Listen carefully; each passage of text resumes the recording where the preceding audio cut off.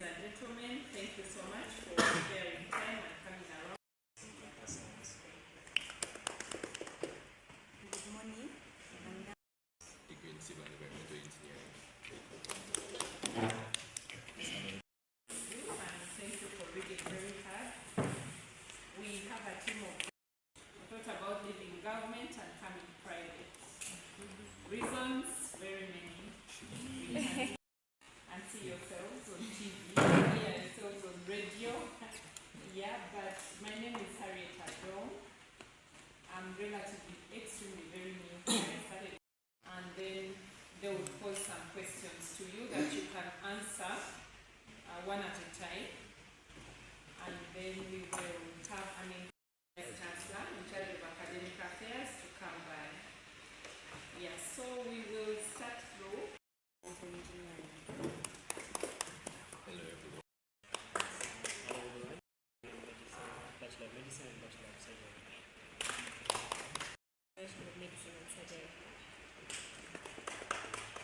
Degree in the different courses that they pursued, and we congratulated them and allow me to congratulate them again. We will be joined by our Vice Chancellor shortly, but also a few staff from the academics unit who will also have a chance to speak about the graduation tomorrow and add to the journey of these students. So we thought we would ask them questions and they respond in that line of their success in academics, and then we'll narrow it down and have one best female and one best male for you, the media, to engage with them.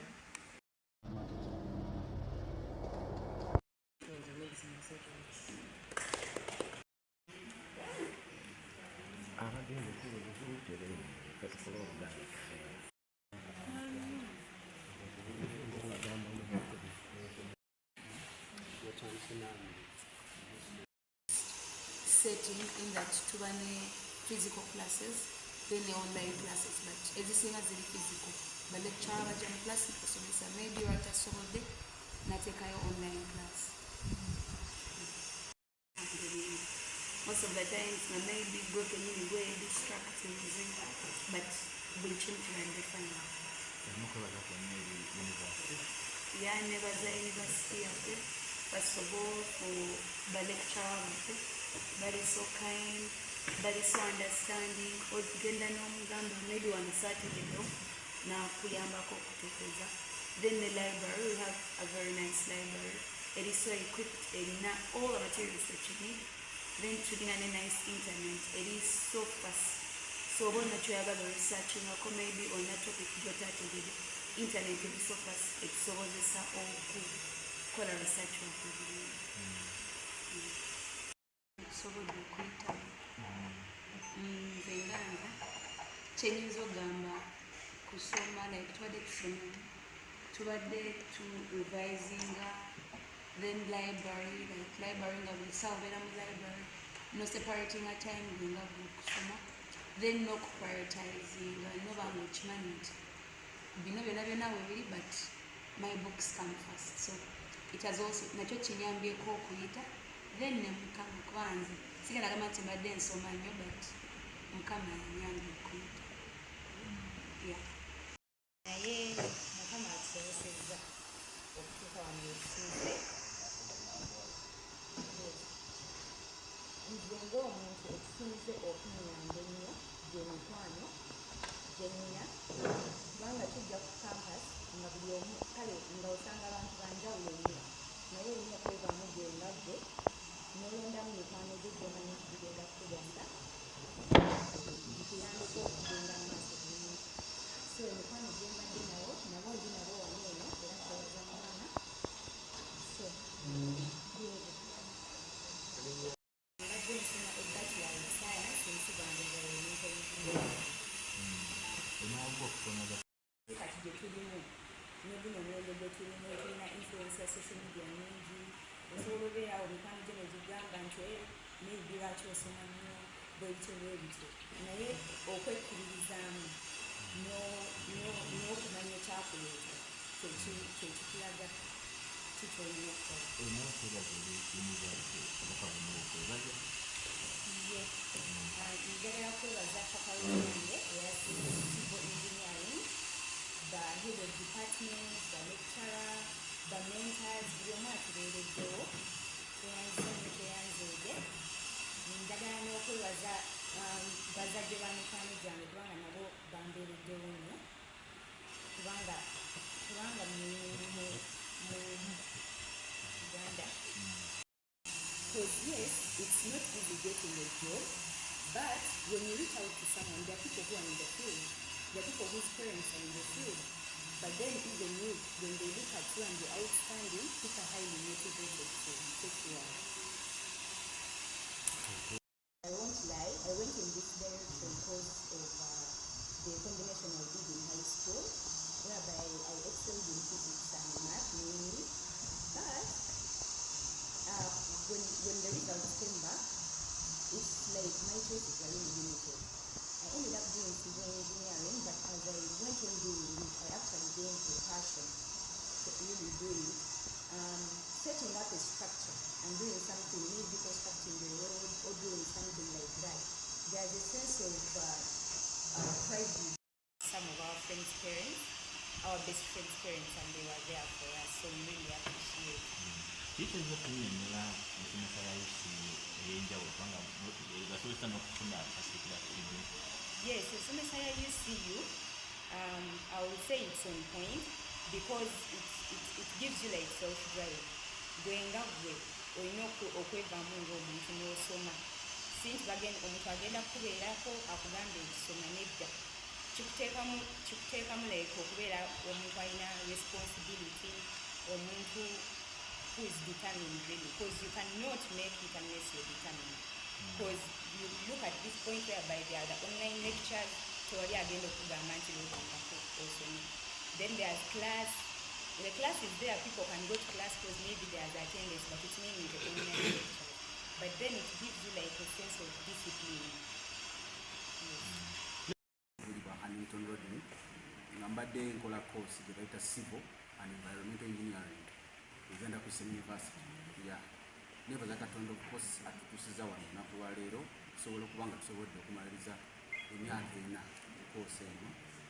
So ogamba nti olugendo sijaga nti lubadde lwangu oba kaseerezi nga bulawase okitwala. So ogamba nti Katonda yatusobozesezza natuwa amaanyi okutambula myaka ena.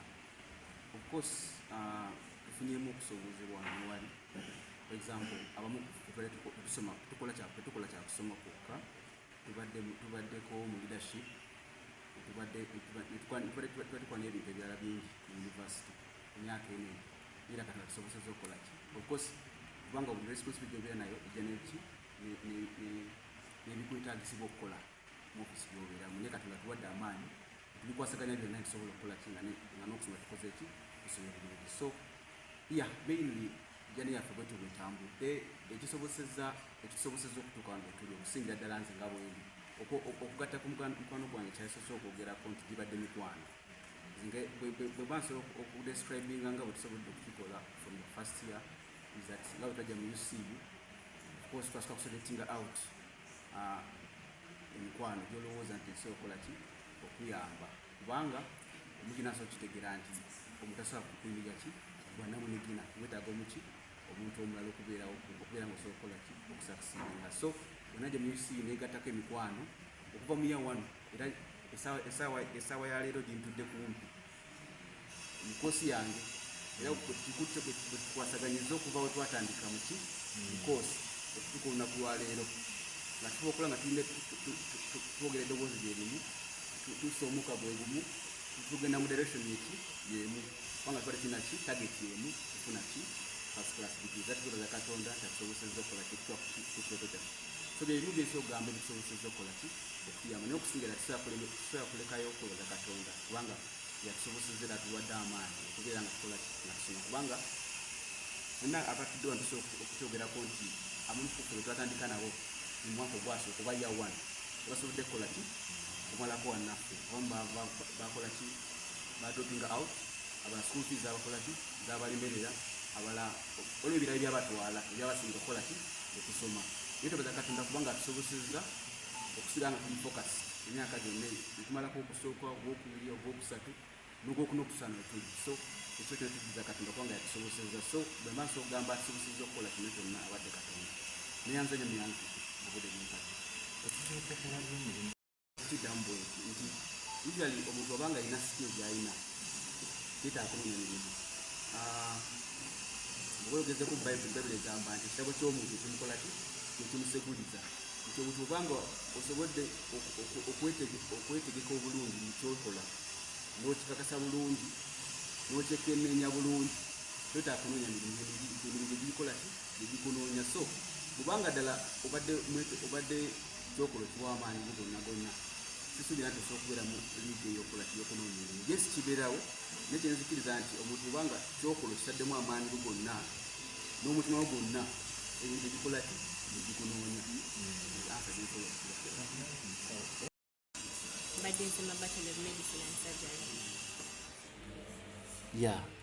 Obusawo tubadde tulina abasomesa abalungi ng'olabira ddala abantu abamaliridde okubasomesa nga bava ne mu budde bwe tusomeramu bulijjo ne bagamba kubanga twagala tubasomese mugende ebweru muleme kubanga abasawo abalala ababonyabonya abalwadde oba batamanyi kyakukola omuntu nga wajja mu mikono gyo oba nange nze kenini wenzija mu mikono gyo nga mmanyi nti akolako ategeera kyakola kati nga bagenda mu maaso okuteekayo classes even beyond the class time ne bajja ne ku weekend ne batusomesa ne batulaga ebyokukola nga ku weekend babeerayo kale okutuyigiriza kubanga mu busawo ate mubeeramu ebyokukozesa emikono bingi kati nga weetaaga omuntu omukuguko n'abeerawo n'akuyigiriza nti kino kikolawo webati kino kikolawo bati era nga bajja ne ku weekend ne batuyigiriza nga bakakkamu nga bayivu ate olabira ddala baagala tusomesa era kituyambye nnyo kubanga tuyigidde ku bantu abalungi ennyo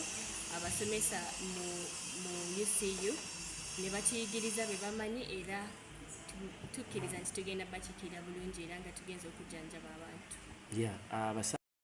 Kale wali abasawo abamu abakuba naye kati nga mu UCU tubadde tusoma ebintu ebyobusawo oba bwenakikawamu nga science naye era waliwo ebintu ebirala bye batugattako tebafa ku busawo bwokka nti kasita oli muyivu mu busawo kubanga omuntu olina okuba ng'oli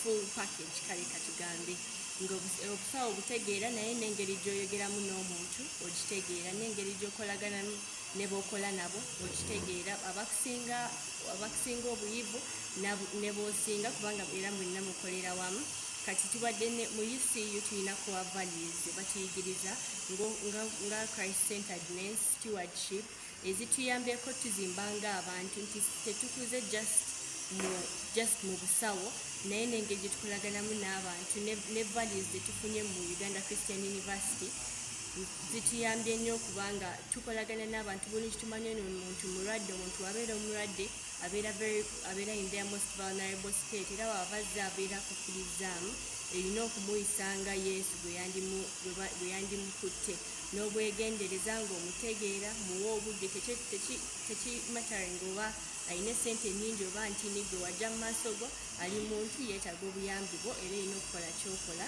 ng'omussaamu ekitiibwa naye nga naawe okola ebituufu nga bitiize ekisembayo nyo mu kwekalakaasa oba mu violence zikiriza nti muba musobola okwogera n'abantu ne mulaba kale bwe mufuna common ground naye era ekyo neyo kiba tekikoze tujjukira nti mu busawo obeera bwewaddeyo kusaavinga abantu toyinza kugamba nti kubanga temusasudde bulungi abapatients kambayise bubi kubanga nze siri bulungi era oba olina okukola kyokola naye era ng'omusawo tolina kufokasinga mu busawo bwokka era nga bw'olabye nti oba osazeewo kale ogukoleranga wano esente ziyinza okuba si nnyingi kati wewe equipinga n'ofuna skills endala n'obanga esente kale ezikubeezaawo tolowooza nti ojja zijja mu busawo bwokka kikuyamba okubeera even a better doctor kubanga wootunulira patient oba just tolaba ssente naye olaba omuntu kubanga waliwo ebirala byewegaseeko skills endala ne sources of income endala zosobola okukozesa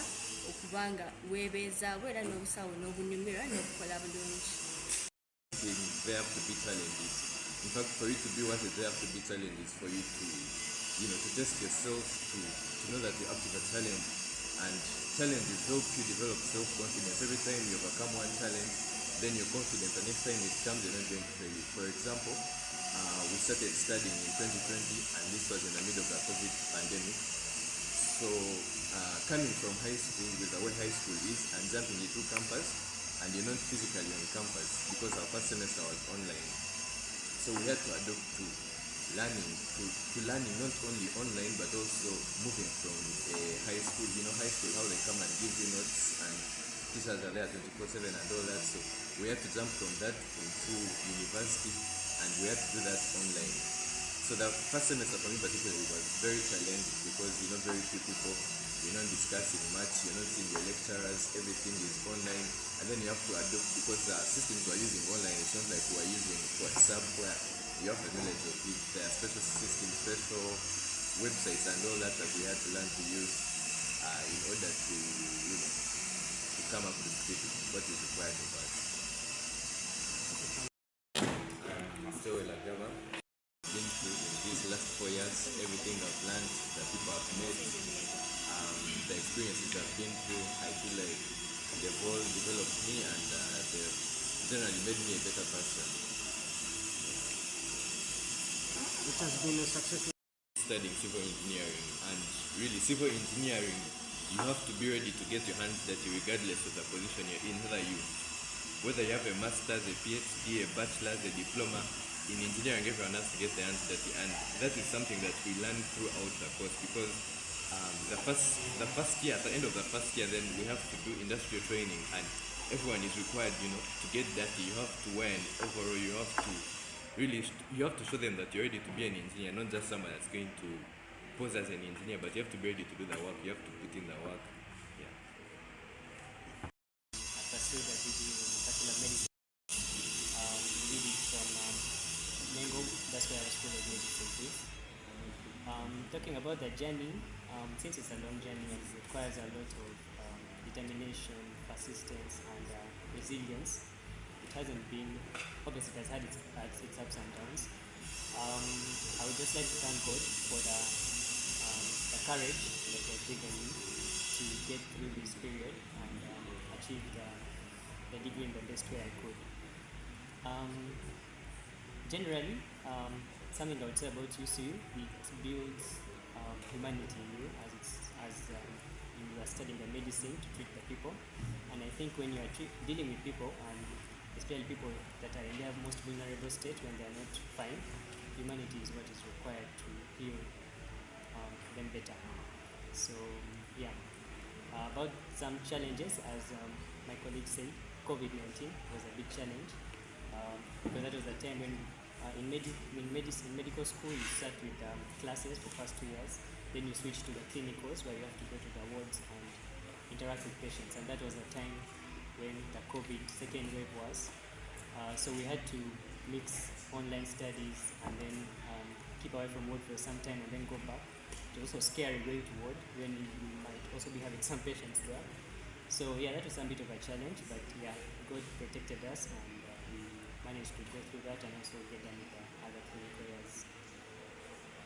So that persistence should be there in order to succeed. Sometimes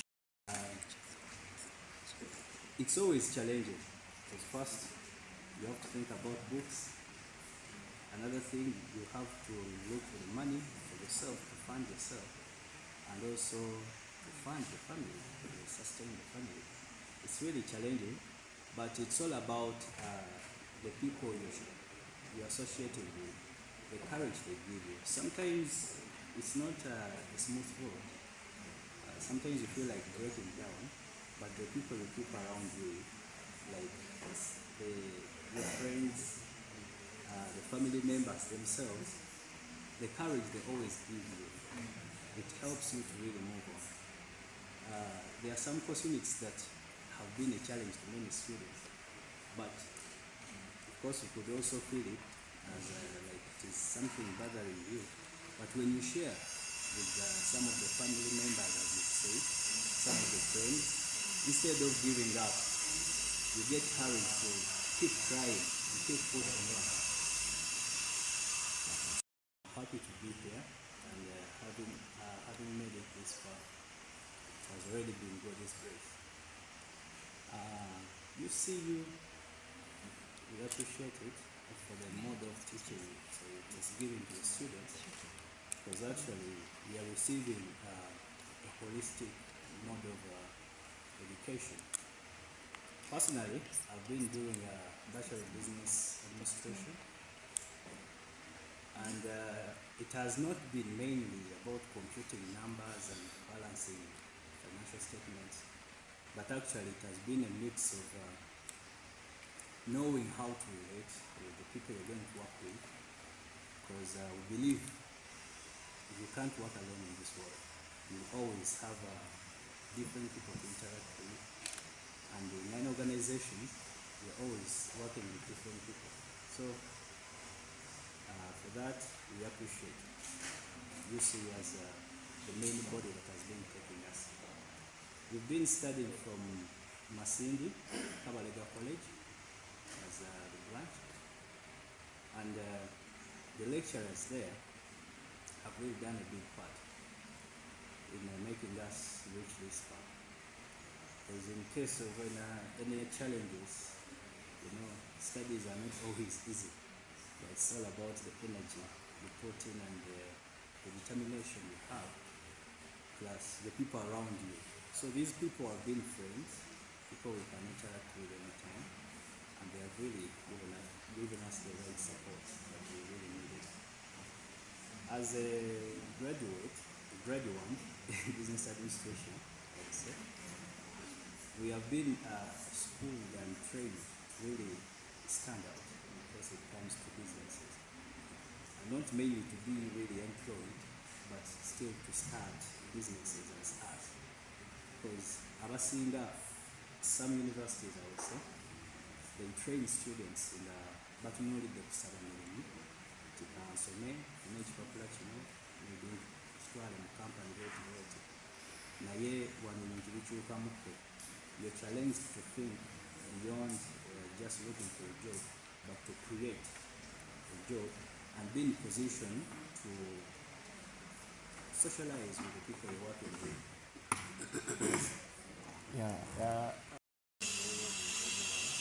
Uganda Christian University kandi habwire buno agya kutikkirwa nkumanyisa agya graduatinga mbaire ninsoma koose gy'okumala emyaka 3 nkatandika ndi muntu mutiito baitu hati Uganda Christian University eine engeri enyoroiremu kandi yankuza enyegeseize ebintu bingi lwakuba yo eri hamusingi ogw'ekyaki kuba hamusingi gw'ekyaki noyesanga mbu obusumi obundi batwaire course units ezikubaza hali ebyeddiini omuli ebyo tusoboire kwega nkaitwa abeegi abagya graduatinga twasobola kwega ngeri turaikara n'abantu abatwetoroire omanyire omu nsi eno tosemerere kwikara wenka, you need to live with people. Etwegeseize engeri y'okwasociatinga nabo obumu kuba mwine obundi enkayaine obundi nkaki nimwikara nabo kandi omurugendo lw'okusoma habamu challenges habamu obuzibu kyonka hati kisigikira iwe nk'omuntu ngeri yoyerabize oba okuba oyine obuzibu nkanyowe obuzibu bubaireho obundi ninsekerezebwa oli mutiito tokusobola kubisoma kale n'okunyoomebwa kulimu baitu okwegesa okwediini okubatuhereize nosobola kwikara n'abantu nk'abo nogamba no let them talk their words iwe noikara ogumire nomanye kyakutwaire ha university kusoma kandi nosabaga muno Ruhanga omale koose. Thank you. It's just out here, she's engaging with some of the media houses. If you want our overall best, we are very keen to our students, and our overall best is a student, is a young lady called Nsereko Sarah. We are very keen on relying on God We teach our children, our students, how to mix the discipline of loving God and the discipline of being a student, so they are able to achieve. So yes, we our morals are of course in line with biblical facts and yeah. Wa mchala Serunjo Jidorin, nkola ne office ya Academic Central nga assistant registrant in charge of Senate and compliance. Tuli basanyufu nnyo nti UCU egenda kubeera n'amatikkira aga 25 ekitundu ekisooka guno omwaka. Abaana baffe bangi nga bwe twasaba nti bayite mu kusomesebwa nga bwe kulina okubeera, bakuyitemu bulungi, bakuyiseemu bulungi, Katonda atuzeemu essaala zaffe. Tuyina abaana abasukka mu 1,000 abagenda okugraduatinga. Tuyina abaana 24 abayitidde mu ddaala erisooka ng'ate bakulembera omwana ow'obuwala, kubanga UCU eteekamu nnyo essira mu mwana ow'obuwala, naye ate tusazeewo nga UCU nti n'abaana abalenzi tetubaleka mabega, era omwana azzeeko abadde mukulembeze. Abaana baffe tubayigiriza okubeera nti buli kirungo ekyokubeera nti oli successful bakifuna. So n'omwana azzeeko omulenzi abadde mukulembeze mu guild leadership, ate nga naye ye mulenzi afunye naye mu tteeka erya waggulu. Tuyina abaana nga 24 abayitidde mu gundi eyo. Tuyina ebintu bingi bye tutegekedde enkya n'abazadde baffe. Olunaku olw'enkya lutandika ssaawa 2. Ssaawa 2 graduation eba etandise. Kakati procession ssaawa 2 ejja kuba etandika. N'olwekyo abaana baffe n'abazadde tubasaba nti bajja ssaawa emu ebasange nga bajja kuba. Tuteekerateekera abazadde baffe n'abaana, era tumakinga sure nti time eyo gye tukozesa okukola ki amatikkira gano okubeerawo, kubanga waliyo abantu ababa bagenda okuddayo by ssaawa 7 tujja kuba twamaliriza dda. So tubayozaayoza abazadde abayimiridde naffe n'abaana baffe abasomye ennyo. Twebaza nnyo Mukama kubanga tatulekeredde nga institution ya UCU. Mukama yeebazibwe. Wala bamuyita Sarah Nsereko, abadde akola Bachelor of Science in Computer Science. Omwana ow'obulenzi asinze banne, asukulumye ku banne kubanga UCU kusukuluma, bamuyita Dumba Timothy, naye abadde akola Bachelor of Science in Information Technology. Abayizi abawala n'abalenzi balinga percentage yaabwe eringa 46. Ku buli 100, 46 ku buli 100. Abawala abagenda okutikkirwa bali 54 ku buli 100. Tusiima nnyo Mukama kubanga banaffe buli bayingira bafuluma. Leero okuyamba abaana baffe okubanga basukulumu, tubayigiriza kye bayita soft skills. Alongside okutya Mukama, tubayigiriza okuteeka into practice ebintu ebyo bye basomye, nti omwana ne bw'aba nga tagenze kunoonya mulimu ayina ky'asobola okwetandikirawo. Tuyina entrepreneurship clubs nnyingi abaana bano ze bayitiramu. Tuyina ebintu bye tubatendeka okuyamba nti ebintu bye basomye babiteeka mu nkola, kyekitwawula ku universities endala, soft skills.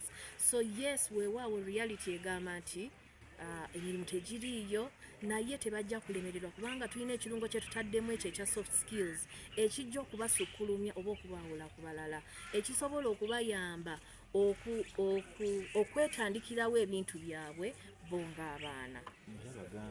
Complete mubikozese nga Mukama ali wamu nammwe, mujja kuwangula. Tuli intentional. Tuteekamu essira lingi mu baana baffe ab'obuwala. Abaana ab'obuwala bw'ojja ng'osoma history ya Uganda bazze babonaabona. naye ate twasazeewo engeri gye tuli institution ey'okusukkuluma nti n'abalenzi kati tujja tubasika era olaba nti percentage egenda ekendeera abawala ku balenzi tugenda tukendeeza kubanga twagala abaana baffe nga lumu twogera nti 5 ku buli 10 n'5 ku buli 10 nga bakubenkana naye tusukkulumya nnyo ekigambo kya Mukama mu UCU tusukkulumya nnyo ekigambo kya Mukama abaana okwekuuma okukola ennyo nga bakozesa biblical principles nga bakozesa bayibuli ekigambo kya Mukama okubakulembera nga bakola buli kimu kuba kibayamba okuba nga bajjuvu ng'omuntu nti tasomye busomi naye n'empisa n'embala nga byonna bifaanagana. Yeah.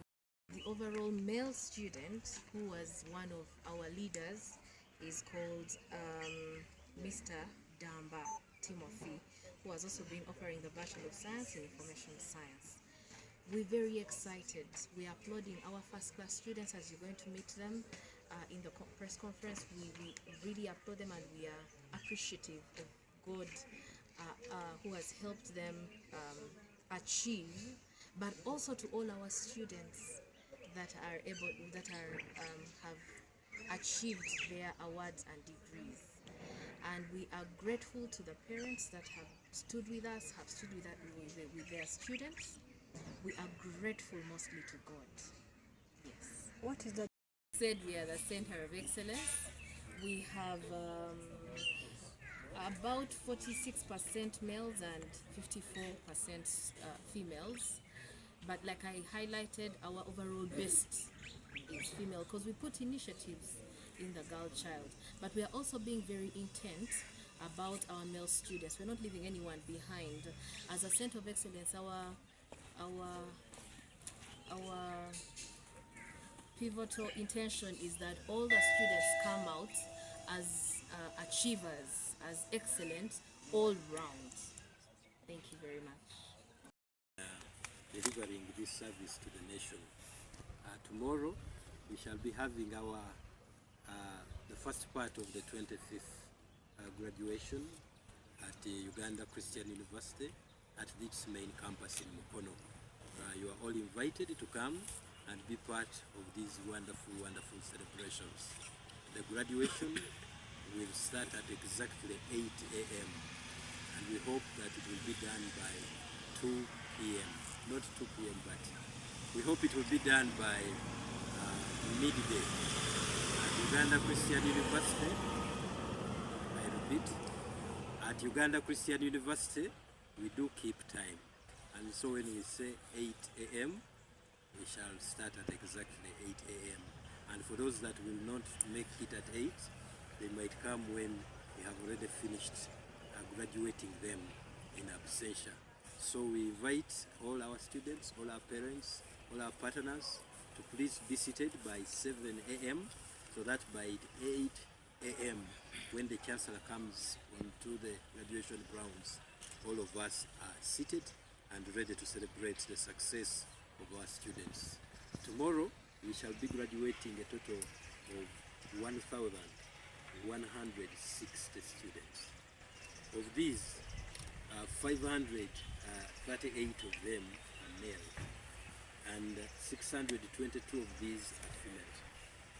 54% of the graduates tomorrow are female, and we take great pride in the fact that at Uganda Christian University, majority of the students who come and majority of the students who perform very well are female. UCU is loved, I think, by the females, and they feel comfortable when they come to learn and to study here. It is not surprising then that our overall best student at this graduation is a female, and this is Miss Sarah Nsereko. Sarah Nsereko has been offering a Bachelor of Science in Computer Science, and she's graduating tomorrow with a CGPA of 4.72.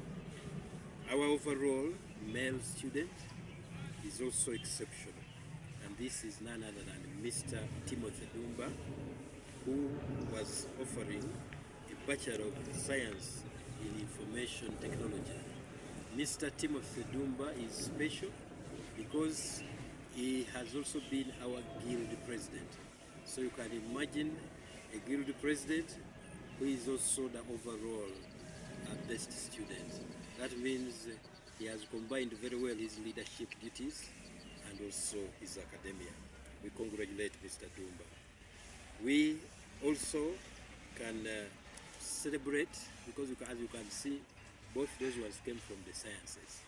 And so I need to highlight the overall best student from the humanities and the arts, and that is Miss Kangume Christine, who has been offering the Bachelor of Science in Accounting and Finance.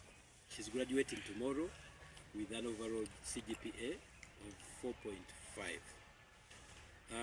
We want to also affirm that out of these, we have a total number of 24 first classes. The first classes are very rare if you look at the percentage. Out of the 1,160 graduates, only 24 are graduating with a first class degree.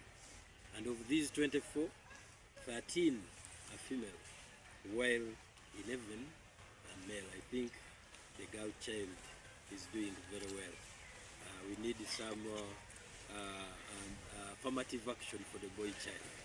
But we congratulate the ladies for having performed very well. We also want to note that at Uganda Christian University, we offer a complete education for a complete person. And this means that then we do not only focus on the academia, we will focus on developing the complete person.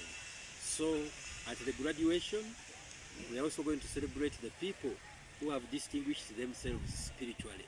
And there is a man and a woman that have done so, and these we are going to celebrate. We are also going to celebrate our sports people. We are going to celebrate our leaders in terms of leadership, and we are going to celebrate the overall exemplary person in all the affairs of this university and the personality as voted for by students and alumni. And so, friends, you are welcome to the graduation tomorrow. Our UCU graduation normally starts today, Thursday, when we carry on what we call, and we commission them to go into the world to serve humanity. And at this commissioning, we are also going to celebrate students that are graduating out of what we call the Honors College. The Honors College is a leadership college which takes on the exceptional students from across the university and trains them for 2 full years in the field of leadership. And so they are gentlemen and women that are going to graduate tomorrow with almost like a double degree, one in leadership and one in their other areas of specialization. At tomorrow's graduation still, we are going to have a total of 3 PhD graduates. A total of 3 graduates. Once again, friends,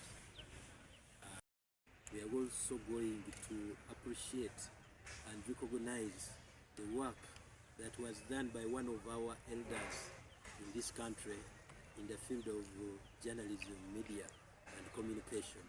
And that is none other than the Reverend Canon Jackson Turiagenda. Is going to be recognized. The Reverend Canon Jackson Turiagenda was very instrumental in the start of our mass communication bachelor's degree program here at Uganda Christian University. But he was instrumental in starting what we call the Hope Radio here at UCU. And he has continued to supervise students, to mentor students, and to mentor many personalities in this area of journalism, media, and communication. And so if you are planning to miss, at least you come as we celebrate that elder tomorrow. Thank you so much. May the good Lord richly bless you.